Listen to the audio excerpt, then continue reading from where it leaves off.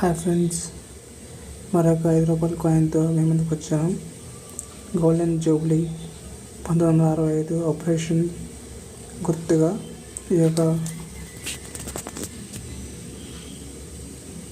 నాణ్యాన్ని విడుదల చేయడం జరిగింది.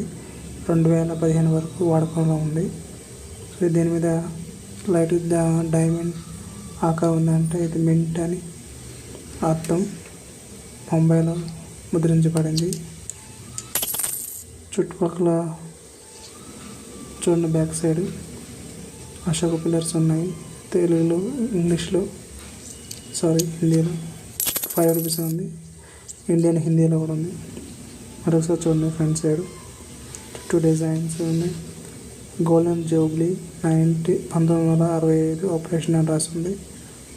హిందీలో ఉంది, ఇంగ్లీష్లో ఉంది. దీన్ని